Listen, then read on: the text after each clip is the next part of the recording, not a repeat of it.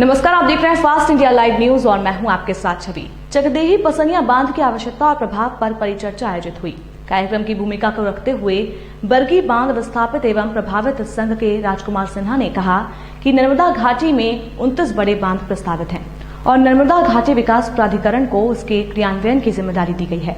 नर्मदा बचाओ आंदोलन का विस्थापन विरोधी लंबे संघर्ष से सरकार को प्रस्तावित बांधों पर पुनर्विचार करने के लिए बाध्य किया है। 3 मार्च 2016 को विधानसभा में विधायक जितेंद्र गहलोत द्वारा नर्मदा नदी पर बनने वाले बांधों के एक सवाल के जवाब में मुख्यमंत्री शिवराज सिंह चौहान ने लिखित में जवाब दिया है कि राघवपुर, रोसड़ा और बसनिया बांध नए भू अर्जन अधिनियम से लागत में वृद्धि होने, अधिक डूब क्षेत्र में वन भूमि आने से असाध्य होने के कारण निरस्त की गई है।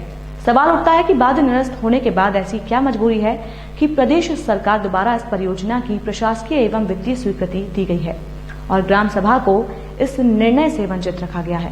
कार्यक्रम के आयोजक निवास विधायक डॉक्टर अशोक मरस्कोले ने कहा कि विकास के नाम पर कान्हा, बरगी बांध, मनेरी, हलौन, चुटका आदि विकास परियोजनाओं से लोगों को उजाड़ा गया है, परंतु पुनर्वास और जमीनी मुआवजे के नाम पर केवल ठगा गया है, जबकि अन्य प्रदेशों में मुआवजा राशि यहां से 20 गुना ज्यादा का भुगतान किया जा रहा है। ये दोहरा मापदंड बर्दाश्त नहीं किया जाएगा। अब कम से कम विस्थापन और प्रभावितों को लाभ में हिस्सेदारी के सिद्धांतों पर ही परियोजना कार्य को आगे बढ़ाने दिया जाएगा। प्रभावितों को जमीन के बदले जमीन और मकान के बदले मकान देने की योजना ही प्रभावी कदम होगा। उपस्थित प्रभावित समुदाय को कहा कि कोई भी ग्राम सभा इस परियोजना पर अपनी सहमति प्रदान नहीं करे। 5वें अनुसूचित क्षेत्र होने के कारण सरकार को प्रभावित गांव को समस्त जानकारी देकर विश्वास में लेना चाहिए था, जो अब तक नहीं किया गया है। चकदेही मंडला से संवाददाता विपिन साहू की रिपोर्ट। रोड की दुर्दशा से हमने तहसीलदार साहब जी को कलेक्टर के नाम विज्ञापन सौंपा है।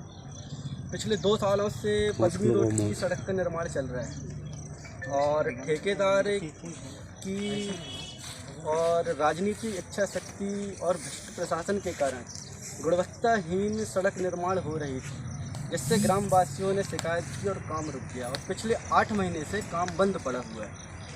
इस विषय में हमने तहसीलदार जी के नाम पर कलेक्टर जी को विज्ञापन सौंपा है और माननीय विधायक जी को पहले हमने विज्ञापन सौंपा था इस विषय पर।